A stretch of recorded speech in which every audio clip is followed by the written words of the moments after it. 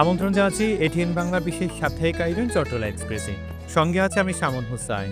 সুপ্রিয় দর্শক, আমাদের এই বিশেষ আয়োজন আমন্ত্রিত অতিথি উপস্থিত থাকেন চট্টগ্রামের সমাজ এবং রাষ্ট্রের সাথে সম্পৃক্ত বিশিষ্ট ব্যক্তি, যার মাধ্যমে আমরা জানতে চাই চট্টগ্রামের সমাজ এবং রাষ্ট্র অতীত, বর্তমান, আগামীর গতিপথ সহ নানান দিক জানতে চাই। চট্টগ্রামকে নিয়ে কী ভাবনা, তার ব্যক্তি জীবনে অপ্রকাশিত বিভিন্ন ঘটনা ও সফলতা ব্যর্থতার কথা। সুপ্রিয় দর্শক, আপনারা সকলে জানেন এই চট্টলা এক্সপ্রেসের মাধ্যমে আমরা আলোচনা করি চট্টগ্রামের উন্নয়ন, সমস্যা এবং সম্ভাবনা নিয়ে। তার পাশাপাশি আজকে আমরা হালদা নদী নিয়ে কথা বলবো, হালদা নদীর মৎস্য সম্পদ নিয়ে কথা বলবো, হালদা নদীর রক্ষণাবেক্ষণ নিয়ে কথা বলবো।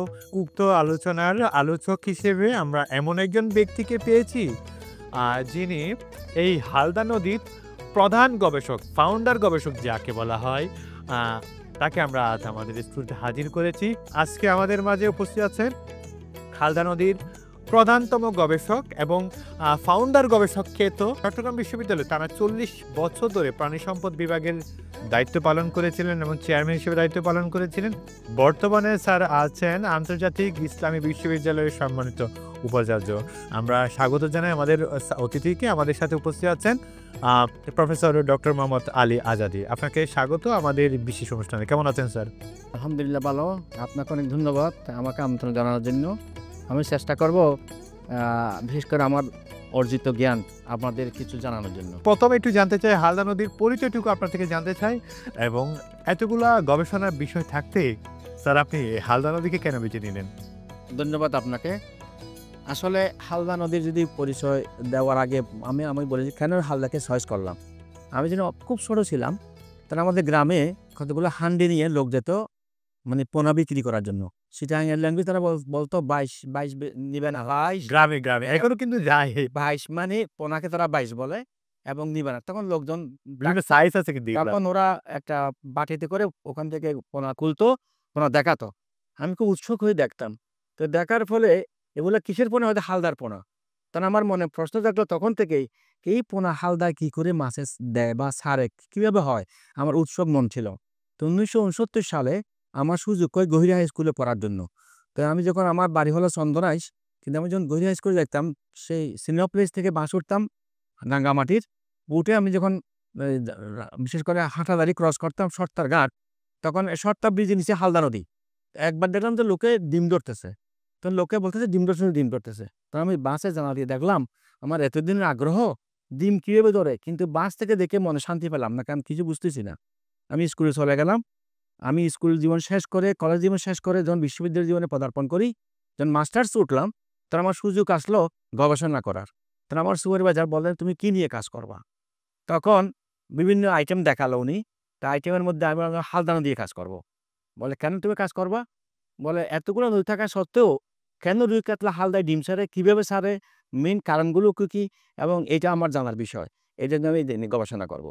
বলে বেশ ভালো, তুমি তাহলে কাজ শুরু করো।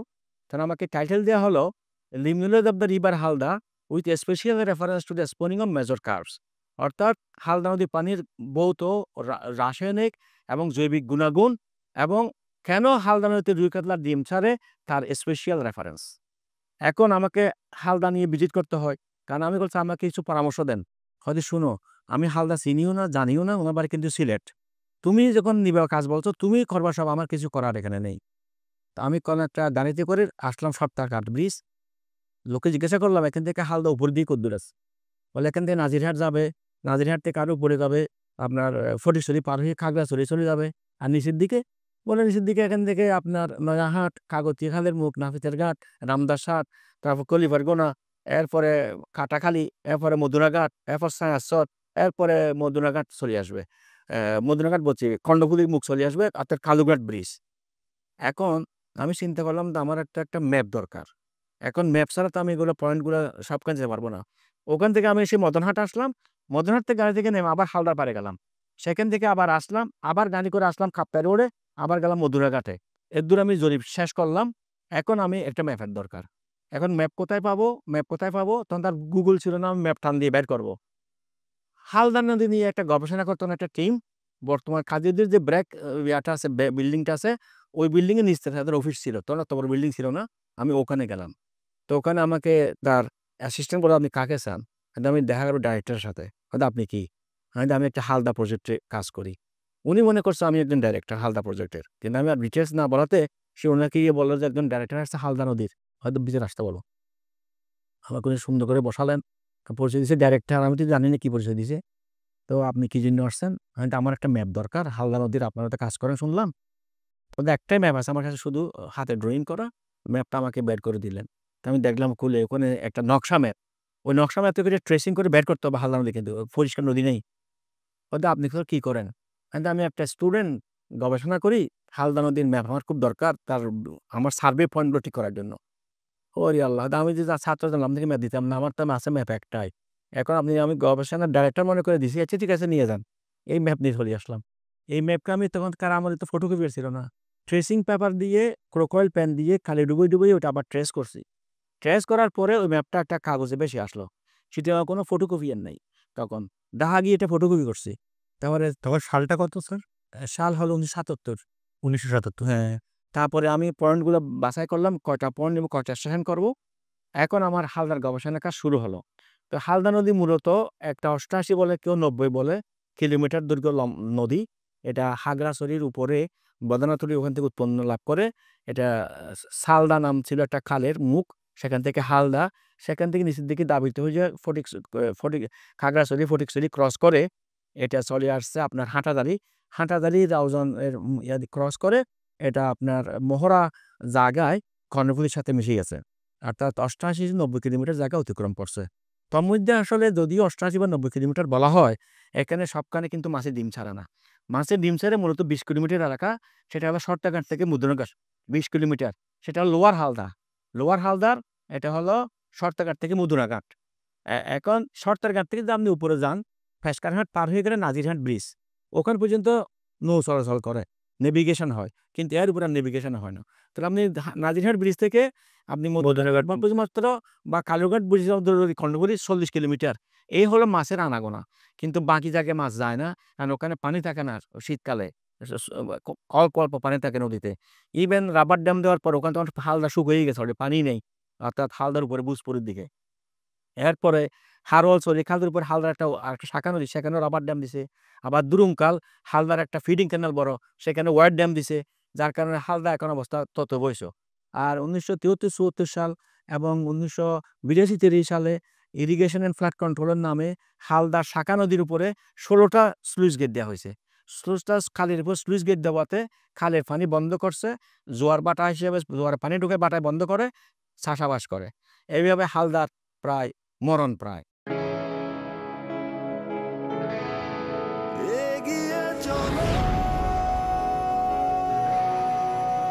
পাল্টে যাচ্ছে প্রতিদিন, জলে কিংবা স্থলে, প্রবল সম্ভাবনায়, ঊর্ধ্বপানে, নির্ভাবনায়।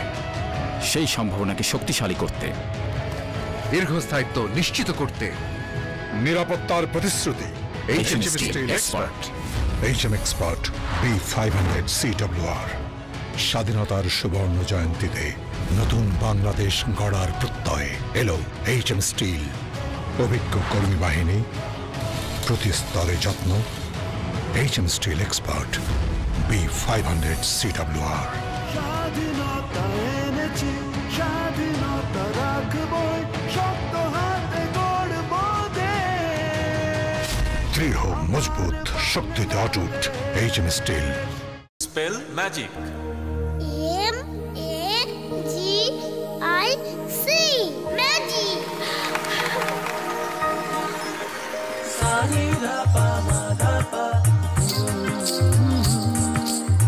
সুস্বাদু পুষ্টিকর কিশোর নুডলস একমাত্র নুডলস যা পরিবারের সুষম খাদ্য নিশ্চিত করে আর নিশ্চিত করে আপনার বেড়ে ওঠা সন্তানের সুন্দর ভবিষ্যৎ। Kishwan noodles, mom's magic.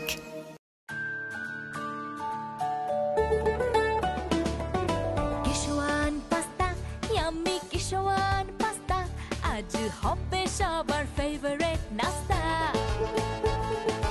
কিশোর পাস্তা প্রতিদিন চাই, হেলদি টেস্টি মজা করে খাই। Kishwan pasta macaroni, It's tasty, fantastic and yummy. মায়েদের আস্থা কিশোয়ান পাস্তা।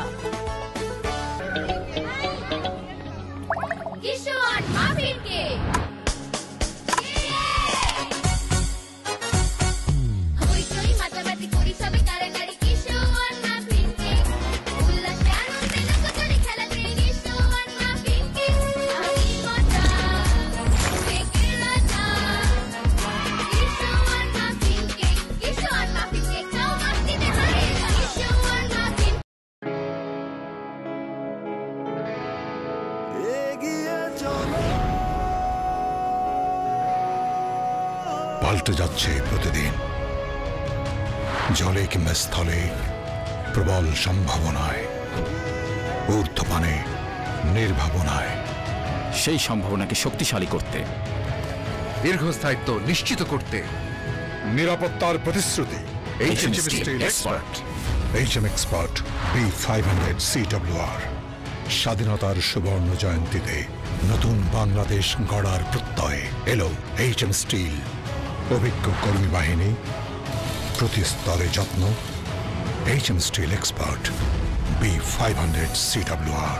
স্বাধীনতা এনেছি, স্বাধীনতা রাখবই, শক্ত হাতে গড়ব দেশ। দৃঢ় মজবুত শক্তিতে অটুট HM steel. Spell magic. MAGIC magic.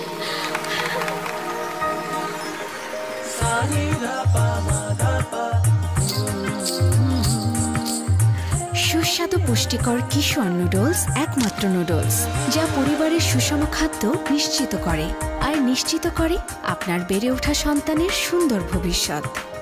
কিশোর noodles, mom's magic.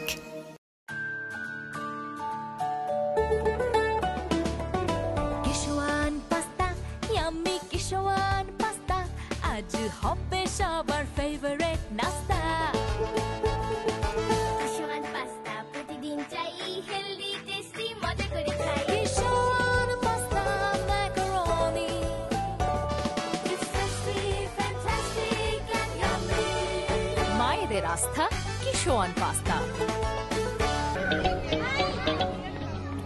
কিশোয়ান muffin cake. হইচই মাতামাতি করি সবে কারাকারি, কিশোয়ান মাফিন কেক। উল্লাসে আনন্দে লোকজনে খেলাতে, কিশোয়ান মাফিন কেক। আমি মজা, কেকের রাজা। কিশোয়ান মাফিন কেক, কিশোয়ান মাফিন কেক, খাও মাস্তিতে ভরে। কিশোয়ান মাফিন। আসলে অন্যান্য অনেকগুলো তো নদী আছে আমাদের দেশে, তার মধ্যে থেকে হালদা নদীটা ব্যতিক্রম কেন? আমি একটু এটা বলবেন। পাশাপাশি হালদা নদী কি ধরনের মাছ আনাগোনা করে বা ডিম পাড়ে বা ফোনা দেয়? কি ধরনের মাছ যেটা অন্য জায়গায় নেই, অন্য নদীতে নাই? That's good, very nice question. আমি বলি হালদা নদীর বৈশিষ্ট্য কেন অন্য থেকে পৃথক। এখানে আপনার রয়েছে প্রায় 100 খানিকের উপরে পাহাড়ি চড়া। এই পাহাড়ি চড়াগুলা হালদাকে বিশুদ্ধ করে। বৃষ্টি হলে পুরাতন পানি ধুয়ে নিয়ে যায়, নতুন পানি স্টক হয়। তখন জীবাণু ব্যাকটেরিয়া মুক্ত হয়, হালদা পলিউশন মুক্ত হয় এবং পানিতে অক্সিজেন বেড়ে যায়, পানির স্রোত বেড়ে যায়, পানির গুণমান বেড়ে যায়। কিন্তু রুই কাতলা মৃগেল হলো পুকুরের মাছ নয়, এরা হলো নদীর মাছ। নদীতে যে কথাগুলো বললাম, স্রোত যদি থাকে পানি গুণমান হয়, কারণ তারা ডিম ছাড়বে। তাদের ডিমগুলো কিন্তু ডিমার্সেল টাইপ ডিম বলি আমরা। ডিমার্সেল টাইপ ডিম মানে তারা নদীতে ডুবে যায়, তারা বাসে না। কিছু কিছু মাছের ডিম বাসে, কচুরিপানার সঙ্গে লাগিয়ে দেয়, কিন্তু এরা ডিম পাড়ার পর এটা আপনার ঠিক ডিমের সাইজ হয়ে যায় এবং ট্রান্সপারেন্ট তলায় বসে যায়। তলায় বসে গেলে কি হবে? সাফোকেশন হবে, ফাঙ্গাল ইনফেকশন হবে, ব্যাকটেরিয়া ইনফিলট্রেশন হবে, তার ডিম ফুটবে না। এর জন্য দরকার পর্যাপ্ত অক্সিজেন এবং ডিমের গুণন, যেটা আমরা সার্কুলার ট্যাঙ্কে করি। নদীর বাঁকের মধ্যে এই গুণন থাকে। এই গুণনের ডিমগুলো একবার তলায় যায়, একবার উপরে উঠে, এরিয়েশন হয় এবং অক্সিজেন বাড়ে। আর যখন পর্যাপ্ত বৃষ্টি হয় 2-3 দিন, ওই যে নদীর পানিগুলো নামে, শাখা নদীর পানিগুলো বা উপখালের পানি, নদীর পানিগুলো অক্সিজেন পূর্ণ এবং কালকে নিয়ে যায় এবং ব্যাকটেরিয়া ফ্রি করে, যার কারণে পানিটার কোনো দূষণ থাকে না। 1 নম্বর। 2 নম্বর হলো temperature. Temperature is one of the important factor. এখানে 25 থেকে 27 বা 29 ডিগ্রিতে নেমে আসে টেম্পারেচার। পানি একটা তাপ যে পরিবহন করে, এটা হচ্ছে ব্যাড কন্ডাক্টর। এটা তাপ নিতেও সময় লাগে, তাপ ছাড়তেও সময় লাগে। যতক্ষণ তাপ ছেড়ে দিল বৃষ্টির কারণে 3-4-5 দিন আর তাপ বাড়বে না, পানি নামতেই থাকবে, ঠান্ডা থাকবে। এই ঠান্ডাটা তার দরকার 3-4 দিন। 3-4 দিনের মধ্যে তার পোনা ফুটবে 14 থেকে 16 ঘন্টার মধ্যে, এবং পোনাগুলো বড় হবে, খানা শুরু হবে 7 দিনের মধ্যেই। এই 7 দিনে কাজ শেষ হয়ে যায়। এই জন্য হালদা তারা বেছে নিয়েছে। অন্য সব নদীতে যে ডিম ছাড়ে না তা না, ডিম ছাড়ে কিন্তু রেকর্ড আমাদের এখানে তেমন প্রসারিত নয়। যেমন কাপ্তাই লেকের যে হালদা নদীটা হলো কর্ণফুলী শাখা নদী বলছিলাম, সেরকম সেঙ্গি, মাইনি, রাইংকং এবং কর্ণফুলী ইটসেলফ, সেখানেও প্রতি বছর মাসে ডিম ছাড়ে রুই কাতল। এবং হালদা যখন ড্যাম দেয় কালুরঘাট পয়েন্টে 1961-এ, তখন কিন্তু ওখানে ডিম ছাড়তো প্রচুর। কিন্তু এখন বাঁধ দেওয়ার পরে বর্ষাকালে যখন বৃষ্টি হয়, পানি উপর থেকে নামে, তখন মাছগুলো গিয়ে ডিম ছাড়ে। 1984-85 সালে আমি সেঙ্গি নদী, মাইনি নদী, রাইংকং নদীকে ডিম ধরেছি সেই ডিম আমার কাছে এখনো আছে। ইভেন আমি মনে করি আমাদের সাঙ্গুর উপরেও ডিম ছাড়ে। ইন্ডিয়ান যে নদীগুলো আছে পদ্মা, মেঘনা, মানে গঙ্গা বা যমুনা, ব্রহ্মপুত্র, বিশেষ করে আপনার টিপাই মুখ যেটা আছে, এই যে নদীটা, সেই নদীটার নাম কি জানেন? টিপাই মুখের যে নদীটা আছে, এই নদীটাতেও কিন্তু মাছের ডিম ছাড়ে। এই নদী প্লাস যমুনা এবং ব্রহ্মপুত্র এবং আমাদের গঙ্গা, যেটা আমাদের এখানে পদ্মা নামে পরিচিত, কিন্তু ওই ডিম তারা ধরে না। ডিমগুলো সেখানে ফুটের পর যখন পোনা হয়, তখন সেটা আমাদের বর্ডার ক্রস করে, যেহেতু এটা আমাদের আন্তর্জাতিক নদী, বাংলাদেশ সীমানা চলে আসে। তখন এখানে গামছা দিয়ে পোনা ধরে, মিক্স লট। সেখানে কিন্তু কোনো পার্টিকুলার মাছের পোনা নির্দিষ্ট করা যায় না, রুই কাতল মিক্স অন্য মাছের পোনাও থাকে। কিন্তু আমাদের হালদার বৈশিষ্ট্য হলো এখানে ডিম ধরা হয়, এখানে পোনা ধরা হয় না। তাহলে অন্য নদীতে পোনা ধরা হয়, ডিম ধরা হয় না, এখানে ডিম ধরা হয়, পোনা ধরা হয় না। এটাই নতুন বৈশিষ্ট্য। কারণ এখানে ডিম ধরা হয় প্রাচীনকাল থেকে স্থানীয় লোকেরা মশারি টাঙ্গাইয়ে নৌকার মধ্যে 2টা বাঁশের কুটি লাগাইয়ে, যে দিক থেকে পানি আসে বাটার সময় বাটার দিকে অথবা জোয়ারের সময় ও তার উল্টো দিকে ধরে ডিমগুলো সেখানে আটকায়। এই জায়গায় রুই কাতলা মৃগেল বা এগুলা তো আমরা আসলে পুকুরের মাছ মনে করতাম। আসলে এটা তো নদী থেকে আসে। আপনি নদীর কথা তো বললেন। তো আরো অন্যান্য নদীর মাছ আরো আছে যেগুলো আমরা পুকুরে লালন পালন করতে পারি না। যেমন কি ইলিশের কথা বলি। হালদা নদীর মাছ কিন্তু শুধু হালদা নদীর নয়। Halda is not a single river, it is a মানে connected river with the river Karnaphuli. River Karnaphuli আবার কানেক্ট হলো শিকলবাহা নদী, বোয়ালিয়াখালী নদীর সাথে। শিকলবাহা কানেকশন হলো সাতকালী নদীর সাথে। সাতকালী নদীর কানেকশন হলো সাঙ্গু নদীর সাথে। কারণ সাঙ্গু নদীকে আমি লঞ্চে ধরে 27 বছর শহরে আসি সাকতাই খালে, এই যে ওই নদী পথেই। অর্থাৎ এই যেখানে আমি নামছি সাকতাই, সেখান থেকে 7 কিলোমিটার গেলেই আপনার হালদার মুখ। তার মানে নদী পথে হালদা যাওয়া যায়। এইসব মাছ বর্ষাকালে ওইসব নদী থেকে মাইগ্রেট করে এখানে চলে আসে এবং এখানে কিছু হালদা রেসিডেন্স মাছ আছে আর কিছু বাইরে থেকে আসে, তারা ডিম ছাড়ে। এখন এখানে স্থানীয় লোকেরা যে নদীটা সরু এবং আঁকা বাঁকা, লোকে জাল দিয়ে ধরে, কিন্তু অন্য সব নদী তারা জাল ফেলেও নাই, ধরেও নাই। যেমন আমি জাল ফেলছি রাঙ্গুন নদীতে, ডিম পাইছি রুই কাতলা মৃগেলের। আমার সঙ্গে নুরুদ্দিন মাহমুদ ছিল মেরিন সায়েন্সের, উনি কয় তুমি তো এক্সপার্ট, চলো আমরা যাই, 2 বন্ধু যাই, এখানে ডিম ধরতে পারি কিনা। তা আমি নিয়ে গেলাম তাকে ওনাকে রাইকং রিভারের সাকরাছড়ি জায়গায়। রাত্রে হোটেলে রইলাম, সাগমান হোটেলে। আমরা সেহেরি রোজার মাছ ছিল, সে কয়েছে মাছের ডিম আছে। সে তো জানে না যে সব মাছ মারা নিষেধ, আমরা মাছের লোক। আমি ডিম কোথায় পাইছো? হয়তো নদীতে মাছ ভর্তি ডিম আলাদা সব, এখন ছোট খাল আর কি, ওই রাইখং নদী। আচ্ছা, ডিম দিয়ে আমাদের খাওয়াইলো। আমরা বৃষ্টি পড়তেছে, মানে আমরা বলি যে সেহেরির টাইম আর কি, নদীতে নামলাম আমাদের স্পিড বোট নিয়ে। আমি বাঘ খেয়াল করে যেখানে ঘুরতেছে, মানে নেট ফেললাম, মুহূর্তের মধ্যে নেট ভর্তি হয়ে গেলো ডিম। স্পিড বোটে ডিম তুললাম, আমাদের মানে ট্রে ভর্তি হয়ে গেল। আর নেওয়া যাবে না, কারণ অক্সিজেন অভাব হবে। আবার সালাইয়ে কাপ্তায় আসলাম, সেখান থেকে আমার বাসায় ক্যাম্পাসে আসলাম, ইউনিভার্সিটি। আমি আগে অ্যাকুয়ারিয়াম রেডি করে গেছি, সেখানে ডিম দিলাম, ডিম ফুটে গেল। তারপরে ডিমের 7 দিন পরে খানা শুরু করলো। ডিমের স্ম্যাশ করে কুসুম খাওয়াইলাম, পরে প্লাঙ্কটন খাওয়াইলাম। ফিঙ্গারলিং করে এই পোনা, মানে আঙ্গুলি পোনা করে American fish associate president doctor জেনকিনকে দিয়ে, সে আমাদের এফও প্রজেক্টের ডাইরেক্টর ছিল, কনসালটেন্ট ইন্টারন্যাশনাল, আবার কাপটা নিয়ে ছাড়ছি। এটা ফার্স্ট টাইম 1985 সালে। এরকম আমরা 60টা নদী থেকে ডিম ধরেছি, বিশেষ করে মৌসুমে, পূর্ণিমা অমাবস্যার মৌসুমে, তিথিতে। তো এখন ওখানেও তো ডিম ছাড়ে। বিএফডিসি পরে এইসব তথ্য পেয়ে তারা মাঝে মাঝে ডিম আহরণ করে। কিন্তু হালদাতে যে 2 কুলের প্রচুর বাসিন্দা, আর ওখানে পাহাড়ি এলাকা, অনেক সময় যাওয়া যায় না, সঠিকভাবে লোকে জানেও না, সেজন্য অনেকে যায় না। সেরকম আমাদের যে সমস্ত নদী আছে এখনো হয় নাই, সার্ভে হয় নাই, ওইসব নদীর সার্ভে করা হয়। আমার তো মনে হয় বর্ষাকালে অবশ্য পূর্ণিমা তিথিতে ডিম পাওয়া যেতে পারে। আচ্ছা, অসংখ্য ধন্যবাদ। পাশাপাশি যে কোটি যেহেতু পোনা বা ডিম পাওয়া যাচ্ছে, আমাদের এই হালদা নদীর কথা যেহেতু বলছি, সেহেতু আমরা কি আসলে রক্ষণাবেক্ষণ সবগুলো করতে পারছি কিনা? আচ্ছা, এটা বলি আমি। আসলে প্রকৃতি আমাদের যে জিনিস দিচ্ছে, মনে করুন ইন্ডিয়াতে তো রুই কাতলার প্রোডাকশন হচ্ছে, বার্মার তো প্রোডাকশন হচ্ছে। তারা ন্যাচারাল ডিম দিয়ে করতেছে না, তারা করতেছে আর্টিফিশিয়াল ইনডিউস ব্রিডিং করে।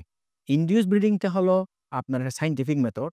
এই যে আমরা আজকে যে বড় বড় গ্রাস cup, big head, silver cup বাজার পাচ্ছেন, এগুলো কিন্তু আসলে নদীতে ডিম ছাড়তেছে না, এগুলা ইনডিউস ব্রিডিং করে করতেছে।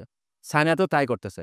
এখন আপনি যদি মেনটেন করেন, যেমন আপনি লক্ষ্মীপুর, রায়পুর যেটা আছে, সেখানে 70টা পুকুর আছে এক নাগারে, এক জায়গায়, ইস্ট মানে সাউথ ইস্টের বিগেস্ট হ্যাসারি। তারা হালদার পোনা নিয়ে যায় 1 বছর, 2 বছর, 3 বছর পর পোনা নিল। পোনা নিয়ে তারা বিভিন্ন পুকুর সিলেকশন করে, ফার্স্ট ইয়ারের পোনা, সেকেন্ড ইয়ারের পোনা, থার্ড ইয়ারের পোনা, এরকম ভাগ করে রাখলো। এখানে খুব ভালো ব্রুড ম্যানেজমেন্ট করে, এগুলোকে ব্রুড বলে, এগুলো মাদা ফিশ। এই মাদা ফিশগুলোকে ভালো মেনটেন করার পরে তারা একটা পুকুরের সাথে, ধরেন 1979 পোনার সাথে যেমন 3 বছর বয়স হলো 1981 পোনার ক্রস করলো, বা 1981 পোনার সাথে 1984 পোনার ক্রস করলো, তাহলে সেখানে কিন্তু ইনব্রিডিং হবে না। ইনব্রিডিং বলতে বোঝা যায় ব্রাদার সিস্টার ক্রসিং, অর্থাৎ ভাই বোনের মিলন হওয়া। ভাই বোনের যদি মিলন হয় তাহলে সেটা ইনব্রিডিং বলে। ইনব্রিডিং হলে সেটা জেনারেশন বিকলাঙ্গ হয়ে যাবে, গ্রোথ হবে না, কিন্তু নেচারে সেটা হয় না। সুতরাং ইন্ডিয়া এবং বার্মাতে তারা প্রিজার্ভেশনের মাধ্যমে মাছ লালন পালন করে, তারা সাইন্টিফিক্যালি প্রোডাকশন দিচ্ছে, যে কারণে তাদের পণ্য আমাদের বাজারে মাছ হিসেবে এসে আমরা বিয়ের ইউজ করতেছি রুই, সস্তা রুই, কিন্তু আমরা মনে করতেছি যে শুধু হালদাই আমাদের একমাত্র উপজীব্য। কিন্তু এমন এক সময় আসবে, খরা যখন বেড়ে যাবে, জোয়ারের পানি বেড়ে যাবে, অর্থাৎ সমুদ্রের পানি উচ্চতা বাড়বে, তখন হালদা আর থাকবে না। তখন হালদা থাকবে না, কারণ তখন লবণ হয়ে যাবে। এখন অলরেডি পানিতে ডুবতেছে, অনেক জায়গায় ডুবে যাচ্ছে, এবং একসময় আমাদের বাংলাদেশে অনেক জায়গায় ডুবে যাবে পানিতে, অলরেডি ফোরকাস্ট করতেছে। তো তখন আমরা কি করব? তখন আমরা যদি ডিপেন্ডেন্ট করে হবে না। আমাদের এখনোই ওই রায়পুর হ্যাচারির মতো এরকম হ্যাচারি করে সরকারি পর্যায়ে পদক্ষেপ নিয়ে আমাদের এরকম প্রিজার্ভেশন করতে হবে, অথবা আমাদের জিন ব্যাংক করতে হবে। এখান থেকে অরিজিনাল মাছ ধরে নিয়ে গিয়ে বিভিন্ন বছরের, সেখানে 1 বছরের সাথে আরেক বছরের ক্রস করতে হবে। সেম বছরে ক্রস করলে সেটা ভাই বোন ক্রসিং হবে, ইনব্রিডিং হবে, সেখানে বিকলাঙ্গ হবে। কিন্তু ডিফারেন্ট ইয়ের সাথে ক্রস করলে ভাই বোন ক্রসিং হবে না, ডিফারেন্ট ক্রসিং হবে, সুতরাং ইনব্রিডিং হবে না, পোনা স্টাউট হবে, মাছ শক্তিশালী হবে, যেগুলো আমরা বর্তমানে পাচ্ছি হ্যাচারি থেকে। এই যে বিগ হেড, সিলভার কার বা গ্রাস কার বা আমাদের রুই কাতল মিলগুলো মন্দ কি, রায়পুর হ্যাচারি থেকে বহু প্রোডাকশন দেয়, তারা হালদার পোনা নিয়ে যায়, কিন্তু 1 বছরের পোনার মধ্যে ক্রসিং করে না, ডিফারেন্ট বছরের মধ্যে ক্রসিং করে। তো সুতরাং মেনটেন্যান্স যেটা বলতেছেন, এটা এক ধরনের maintenance to keep in mind that in future we will not get the price of Halda if there is some possible of climate change. এক কথায় আপনার কি মনে হয় না আসলে দিন দিন এই হালদার, যেটা আমরা মৎস্য নিয়ে যেটা চিন্তা ভাবনা করি, যে মৎস্য বললেই হালদা নদী চলে আসে, আমরা দিন দিন এই হালদা নদীকে ধ্বংস করে দিচ্ছি, হালদার ফোনাগুলাকে ধ্বংস করে দিচ্ছি, মনে হয় না আপনার? কারণ দিন দিন তো উৎপাদন তো কমে যাচ্ছে। এখন হালদা নদীর মৎস্য বলতে আমি আপনাকে বলি, হালদাতে শুধু রুই কাতল মৃগেল খালি বস থাকে না, এখানে পার্সেন্টেজ বললাম কিছুক্ষণ আগে, এখানে আরো প্রায় 92 প্রজাতির মাছ আছে। 2013 সালে আমার ছাত্র পিএইচডি করছে আসাদুল আলম, এখন সুনামগঞ্জ কলেজের অ্যাসোসিয়েট প্রফেসর জুরুদ্দিন হেড, সে আমার সাথে পিএইচডি করছে, 11 সাল তার পিএইচডি হয়।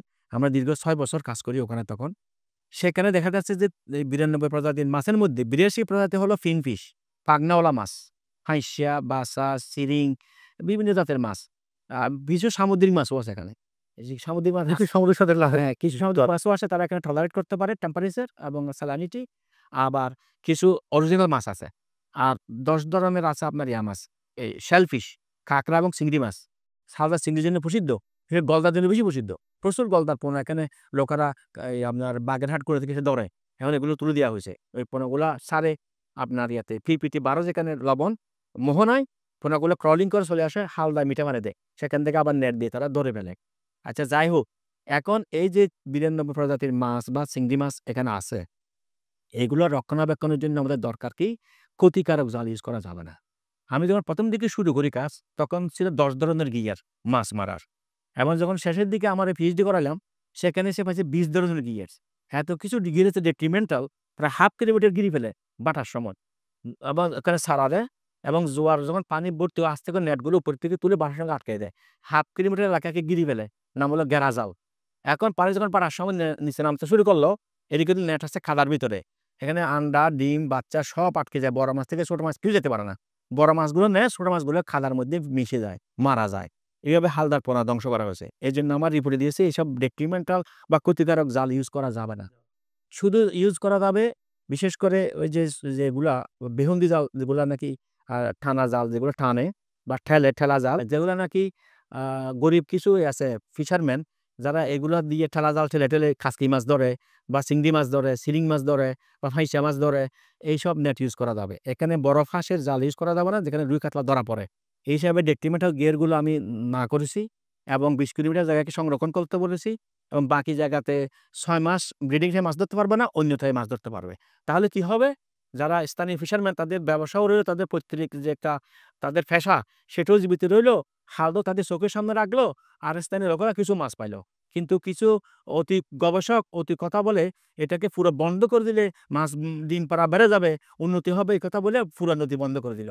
কিন্তু এতে করে ডিম পাড়া আরো কমে গেল, বরং 2012 সালে যেখানে হলো 1569 কেজি, সেখানে এখন এসে নামছে 39 কেজি। আর 2020 সালে হাইয়েস্ট বলছে, সেখানেও হয়েছে 25,000 কেজি। রেভিনিউ হচ্ছে 300 কেজি মাত্র। তাহলে এই জায়গায় আপনার মনে হয় না অর্থনৈতিকভাবে আমরা ক্ষতিগ্রস্ত হইলাম এই ব্যাপারগুলো নিয়ে? আচ্ছা, ক্ষতিগ্রস্ত হলাম না, লাভবান হলাম সেটা বলি। এই হালদার যারা বাস্তব গবেষক, যা আমি মাঠে ঘাটে কাজ করে হালদাতে বড় হয়েছি, আমার ছাত্ররা কাজ করছে, আমাদের পরামর্শকে বিগত 18 বছর 16 বছর অবজ্ঞা করা হয়েছে। এই যে গত রিজিমে পলিটিক্যালি আমাদেরকে ইগনোর করে আমাদের কোনো তথ্য নেয় নাই। যারা ওদের সাথে মিশতে পারছে নতুন তথ্য নতুন রূপে, তাদেরকে বিজ্ঞানী সাজিয়ে হালদারে এইসব গবেষণা প্রজেক্ট করছে। এগিয়ে চলো, পাল্টে যাচ্ছে প্রতিদিন। জলে কিংবা স্থলে প্রবল সম্ভাবনায়, ঊর্ধ্বপানে নির্ভাবনায়।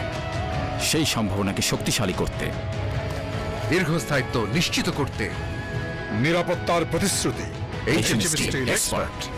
HM Expert B500 CWR। স্বাধীনতার সুবর্ণ জয়ন্তীতে নতুন বাংলাদেশ গড়ার প্রত্যয় এলো HM স্টিল। অভিজ্ঞ কর্মী বাহিনী, প্রতি স্তরে যত্ন। HM Steel Expert B500 CWR। স্বাধীনতা এনেছি, স্বাধীনতা রাখবই, শক্ত হাতে গড়বো দেশ। দৃঢ় মজবুত শক্তিতে অটুট HM steel. Spell magic. MAGIC magic.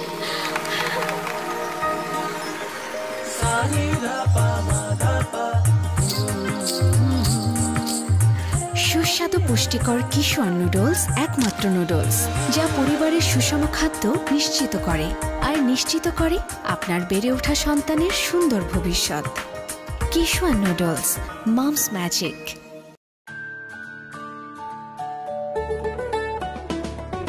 Kishwan pasta, yummy Kishwan pasta, আজ হবে সবার ফেভারিট নাস্তা। কিশোয়ান পাস্তা প্রতিদিন চাই, হেলদি টেস্টি মজা করে খাই। Kishwan pasta macaroni, It's tasty, fantastic and yummy. মায়েদের আস্থা Kishwan pasta. Kishwan muffin cake. হইচই মাতামাতি করি সবে কারাকারি, কিশোয়ান মাফিন কেক। উল্লাসে আনন্দে লুকোচুরি খেলাতে, কিশোয়ান মাফিন কেক। আমি মজা, কেকের রাজা। কিশোয়ান মাফিন কেক, কিশোয়ান মাফিন কেক, খাও মাস্তিতে হারিয়ে যাও। কিশোয়ান মাফিন। এগিয়ে চলো, পাল্টে যাচ্ছে প্রতিদিন। জলে কিংবা স্থলে প্রবল সম্ভাবনায়, ঊর্ধ্বপানে নির্ভাবনায়। সেই সম্ভাবনাকে শক্তিশালী করতে, দীর্ঘস্থায়িত্ব নিশ্চিত করতে নিরাপত্তার প্রতিশ্রুতি। HM Steel Expert। HM Expert B500 CWR। স্বাধীনতার সুবর্ণ জয়ন্তীতে নতুন বাংলাদেশ গড়ার প্রত্যয় এলো HM স্টিল। অভিজ্ঞ কর্মী বাহিনী, প্রতি স্তরে যত্ন। HM Steel Expert B500 CWR। স্বাধীনতা এনেছি, স্বাধীনতা রাখবই, শক্ত হাতে গড়বো দেশ। দৃঢ় মজবুত শক্তিতে অটুট HM steel. Spell magic. MAGIC magic.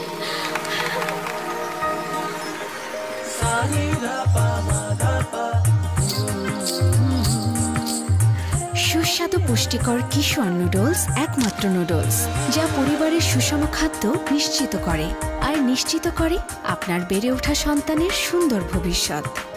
কিশোর নুডলস, মমস ম্যাজিক।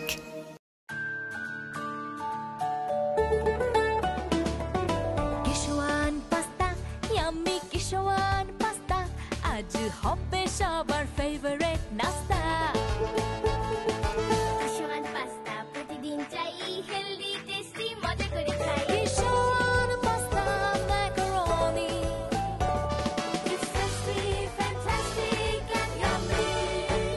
স্বাদের আস্থা Kishwan pasta. Kishwan muffin cake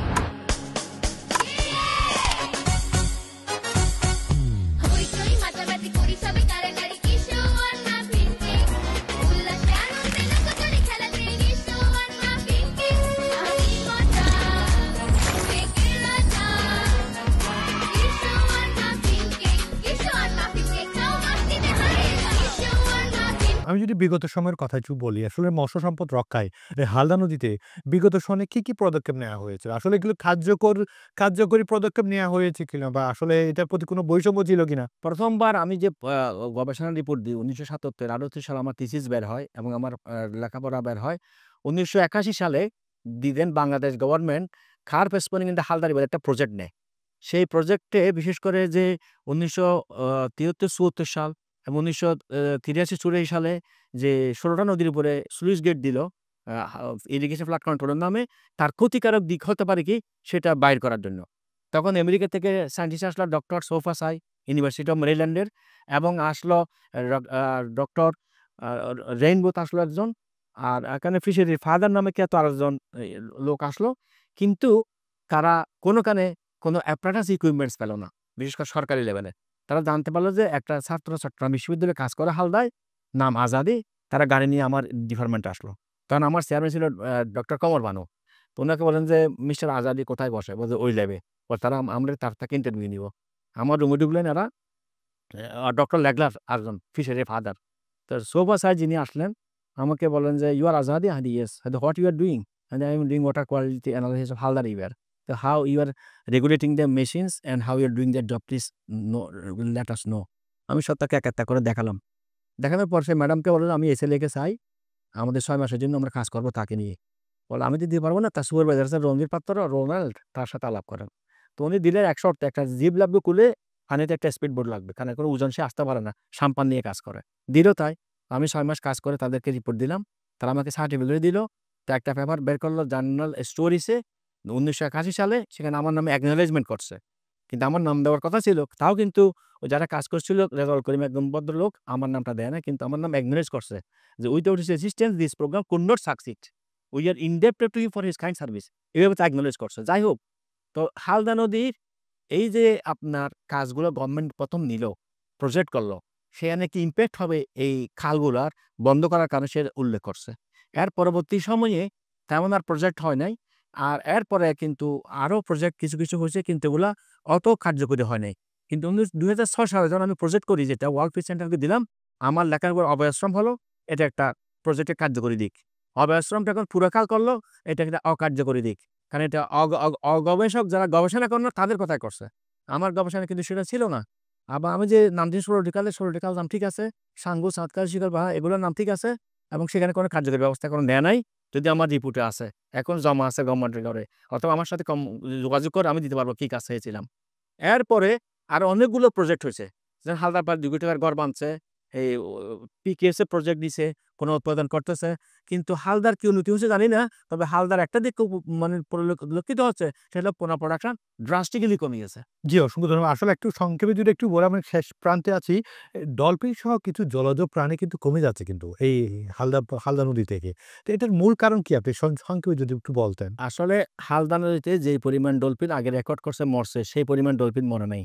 কারণ জোয়ারের সময় দেখা গেছে মনে করেন 70 ঘাটে, বাটার সময় দেখা গেছে খুঁটা খালে বা আপনার নাফেতের খালে, ওখানে একবার গনছে, এটা এখানে আরেকবার গনছে, একদিন তারপর দিন আবার গনছে, একটাকে 3টে দেখাইছে, এইরকম গণও গনছে, ভুল তথ্য দিয়ে সংখ্যা বাড়াইছে। আপনি সুন্দরবন যেখানে আছে ডলফিন, অনেক প্রজাতির ডলফিন সেখানে আছে, সেখানে গত 10 বছরের রেকর্ড ডলফিন বিশেষজ্ঞদের, সেখানে 100 সামথিং ডলফিন মারা গেছে। আর এখানে 1 বছর 2 বছরের মধ্যে 100-150 ডলফিন মারা যাচ্ছে। আর গণনা করে দেখা যাচ্ছে যে 200-র উপর ডলফিন আছে। এটা সার্ভে অত সহজ না ডলফিনের। আর ডলফিন যেহেতু বিচরণশীল প্রাণী, সেটা হালদা থেকে মাইগ্রেট করে কর্ণফুলী হয়ে শিকলবাহা হয়ে সাতকাজ কর্ণফুলী যায়, সে সাঙ্গুতে যায়, আবার সাঙ্গু থেকে এখানে আসে শিকলবাহা, তারা ব্রিডিং জোন। এটা ডক্টর রেজির আহমদ আমাদের ডিপার্টমেন্টের প্রফেসর, উনি ডলফিন বিশেষজ্ঞ, উনি বলছেন যে এখানে ব্রিডিং করে শিকলবাহা জোনে, খাল ছোট। এখন ডলফিন যেগুলো মারা যাচ্ছে, আমি প্রথম বলছিলাম যে এখানে 2টো উদ্দেশ্য হতে পারে। একটা উদ্দেশ্য হলো যে ডলফিন বেশি মরছে দেখা যায়, এটাকে ফোকাস পয়েন্টে আনা এবং প্রজেক্ট আনা ডলফিন সংরক্ষণের জন্য। ডলফিন হলো জলজ প্রাণী, স্তন্যপায়ী প্রাণী। যদিও জলে থাকে, নিঃশ্বাস প্রশ্বাস নেয় বাতাস থেকে, যার কারণে কিছুক্ষণ পর পর উপরে আসতে হয়। কিন্তু হালদা নদী জানেন আপনি অবস্থান ঘোষণার পরে মাছ মারা সম্পূর্ণ নিষিদ্ধ। সেখানে বিভিন্ন ধরনের মাছ বেড়ে গেছে। ডলফিন কিন্তু চিংড়ি মাছকে পছন্দ করে, রুই কাতলা পছন্দ করে। এমত অবস্থায় যারা সোর্স শিকারী, মাছ শিকারী, তারা রাত্রে গিল নেট দেয়, ফাঁস জাল দেয়, এবং সেখানে যখন এই সমস্ত মাছ আটকায়, ডলফিন তাদেরকে খাওয়ার জন্য যায়, তখন তার মুখে জাল আটকে যায়। জাল আটকে গেলে যখন মুখ ফেঁসাইয়া যায়, তখন সে আর নিঃশ্বাস নিতে চাইলে উপরে আসতে পারে না, তখন সে মারা যায়। কিন্তু তারা বলছে যে গবেষকেরা এরা প্রোফাইলের আঘাতে মারা গেছে প্রথম দিকে, কিন্তু আমি এটা বেনামলি অপোজ করছি। কিছু কিছু ক্ষেত্রে জাল ফেঁসানো অবস্থায় মুখে পাওয়া গেছে, এটা ফেঁসানো গেছে জালে। সুতরাং কেন জাল দিচ্ছে? মাছ ধরার জন্য, এক। দুই হলো কিছু কিছু যাত্রায় আমি শুনতে পাচ্ছি যে সেখানে তারা বিষ প্রয়োগ করছে চিংড়ি মাছ মারার জন্য নদীর কিনারে। সেই চিংড়ি মাছগুলো ডলফিন খাওয়ার পরে অসুস্থ হয়েও মারা যেতে পারে, বিষাক্ত চিংড়ি মাছ।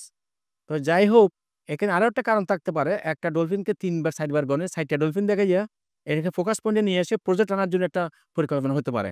এটা তদন্ত করলে বের হবে কী কারণে এত ডলফিন সেখানে মারা গেল। কারণ সাঙ্গু, কর্ণফুলী, শিকল, বাহা, সাতকায় তো ডলফিন আছে, সেখানেও প্রোফাইলার চালিত জাহাজ চলে, কিন্তু সেখানে তো একটা ডলফিন মারা কোনো রেকর্ড নাই। কিন্তু হালদা এখানে এত রেকর্ড হবে। হালদা কি একটা ফোকাস পয়েন্ট আনার কি এটা ষড়যন্ত্র নয়? এটা তদন্ত করা দরকার বলে আমি মনে করি। অসংখ্য ধন্যবাদ স্যার, অসংখ্য ধন্যবাদ।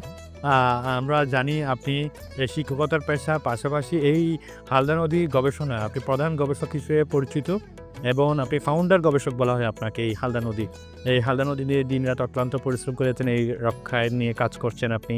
পাশাপাশি শিক্ষক হিসেবে আপনি কাজ করেছেন, প্রতিনিয়ত নিজেকে খুব ব্যস্ত রাখে। সে ব্যস্ততম সময় থেকে এটিএন বাংলাকে সময় দিয়েছেন। এটিএন বাংলার পরিবারের পক্ষ থেকে আপনাকে অসংখ্য ধন্যবাদ। সুপ্রিয় দর্শক, আপনারা সকলে জানেন এই চট্টলা এক্সপ্রেসের মাধ্যমে আমরা আলোচনা করি চট্টগ্রামের উন্নয়ন, সমস্যা এবং সম্ভাবনা নিয়ে। তার পাশাপাশি আজ আমরা খুবই গুরুত্বপূর্ণ একটি বিষয়ে আমরা আলোচনা করেছি। আমরা মৎস্য সম্পদ রক্ষায় ব্যাপক আলোচনা করেছি। আমরা আসলে এই ঐতিহাসিক বা আসলে খুব আলোচিত নদী হালদা নদী নিয়ে আমরা ব্যাপক আলোচনা করেছি, এবং হালদা নদী রক্ষায় কি ভূমিকা থাকা প্রয়োজন রাষ্ট্রের, প্রশাসনের, জনগণের, তা নিয়েও আজ আমরা ব্যাপক আলোচনা করেছি। আসলে দিন দিন আমরা হালদা নদী রক্ষার জন্য আসলে আমাদের এই মুহূর্তে এখন এসে আমাদের এক্ষুনি কাজ করতে হবে। এই হালদা নদীকে আমাদের বাঁচাতে হবে। কিন্তু আসলে হালদা নদী বাঁচা মানে আসলে আমাদের এই জীববৈচিত্র্য, পাশাপাশি আমাদের মৎস্য সম্পদ বৃদ্ধিকল্পে ব্যাপক আমাদের এই গুরুত্ব নিয়ে কাজ করে এই হালদা নদী। পাশাপাশি আমরা কথা বলেছি বালু উত্তোলন বা অন্যান্য যে শিল্প বর্জ্য, পাশাপাশি বড় নৌযানের কারণে কি কোনো এই নদীতে কোনো জীববৈচিত্র্য ধ্বংস হচ্ছে কিনা, জলজ প্রাণী ধ্বংস হচ্ছে কিনা, ডলফিন কেন মারা যাচ্ছে প্রতিনিয়ত, তা নিয়েও আজ আমরা আলোচনা করেছি। আমরা সুপ্রিয় দর্শক, আমরা আসলে হালদা নদী দিয়ে এই ছোট্ট পরিসরে কিন্তু হালদা নদীকে ব্যাখ্যা করা খুব সম্ভব না ব্যাপারটা। হালদা নদী নিয়ে আমরা আরও এটিএন বাংলা আরও বিশেষ প্রোগ্রাম ধারণ করবে। হালদা নদীতে গিয়ে আমাদের বিশেষ প্রোগ্রাম আমরা ধারণ করব, সেই প্রত্যাশায় আমরা আগামী পর্ব একবার আমন্ত্রণ জানিয়ে শেষ করছি আপনাদের সকলের প্রিয় অনুষ্ঠান চট্টলা এক্সপ্রেস। সে পর্যন্ত ভালো থাকুন, সুস্থ থাকুন, আল্লাহ।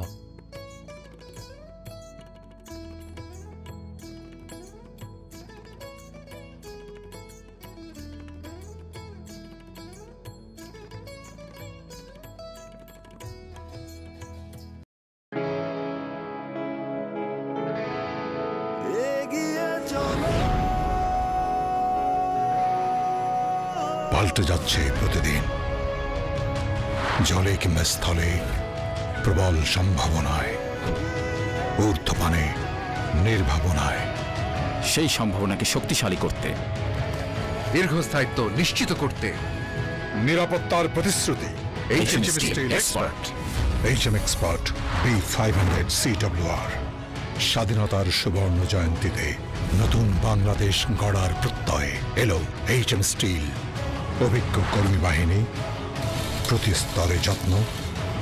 HM steel expert B500 CWR। স্বাধীনতা এনেছি, স্বাধীনতা রাখবই, শক্ত হাতে গড়ব দেশ। দৃঢ়, মজবুত, শক্তিতে অটুট। HM steel. Spell magic. MAGIC magic.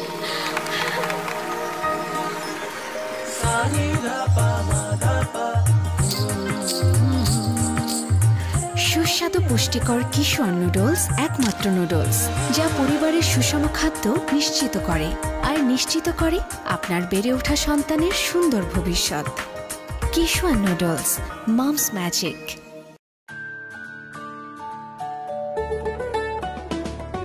Kishwan pasta, yummy Kishwan pasta, আজ হবে সবার ফেভারিট নাস্তা। কিশোয়ান পাস্তা প্রতিদিন চাই, হেলদি টেস্টি মজা করে খাই। Kishwan pasta macaroni, It's tasty, fantastic and yummy. মায়েদের আস্থা Kishwan pasta. Kishwan muffin cake. হইচই মাতামাতি করি সবে কারাকারি, কিশোয়ান মাফিন কেক। উল্লাসে আনন্দে লুকোচুরি খেলাতে কিশোয়ান মাফিন কেক। আমি মজা, কেকের রাজা। কিশোয়ান মাফিন কেক, কিশোয়ান মাফিন কেক, খাও মাস্তিতে হারিয়ে যাও। কিশোয়ান মাফিন এগিয়ে চলো, পাল্টে যাচ্ছে প্রতিদিন। জলে কিংবা স্থলে প্রবল সম্ভাবনায়, ঊর্ধ্বপানে নির্ভাবনায়। সেই সম্ভাবনাকে শক্তিশালী করতে, দীর্ঘস্থায়িত্ব নিশ্চিত করতে নিরাপত্তার প্রতিশ্রুতি। HM Steel Expert। HM Expert B500 CWR। স্বাধীনতার সুবর্ণ জয়ন্তীতে নতুন বাংলাদেশ গড়ার প্রত্যয় এলো HM স্টিল। অভিজ্ঞ কর্মী বাহিনী, প্রতি স্তরে যত্ন। HM steel expert B500 CWR। স্বাধীনতা এনেছি, স্বাধীনতা রাখবই, শক্ত হাতে গড়বো দেশ। দৃঢ় মজবুত, শক্তিতে অটুট। HM steel. Spell magic. MAGIC magic.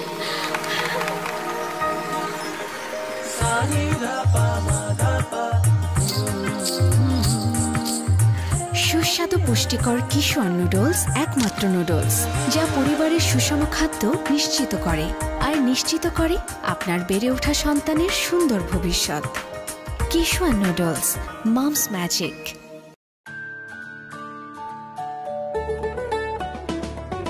Kishwan pasta, yummy Kishwan pasta, আজ হবে সবার ফেভারিট নাস্তা। কিশোয়ান পাস্তা প্রতিদিন চাই, হেলদি টেস্টি মজা করে খাই। Kishwan pasta macaroni, It's tasty, fantastic and yummy. মায়েদের আস্থা কিশোয়ান পাস্তা।